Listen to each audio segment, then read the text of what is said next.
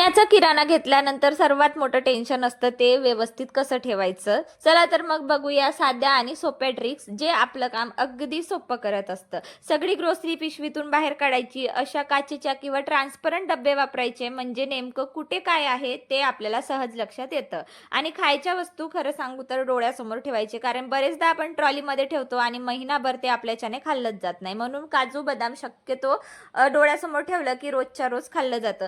त्यानंतर बघा, डब्यामध्ये भरपूर वस्तू भरूनही पॅकेट्समध्ये बऱ्याच वस्तू उरलेल्या असतात. मग यासाठी प्रत्येक पॅकेटसाठी प्रत्येक कंटेनर असणं हे काही गरजेचं नाही. त्यामुळे मी एक साधी आणि सोपी ट्रिक्स म्हणजे मी अशा छोट्या, मध्यम छोट्या आणि मोठ्या साईजच्या क्लिप्स मागवल्या आहे, जे माझं काम खरंच खूप सोपं करत असते. सो सगळ्या पॅकेट्सला मी क्लिप लावून ठेवते, ज्यामुळे माझं कुठलंच सामान खराब होत नाही आणि अशा मोठ्या कंटेनरमध्ये मी सगळं सामान एकत्र ठेवत असते आणि अशा प्रकारे मी माझं ग्रॉसरी ऑर्गनाईज करते. चलो मग बाय.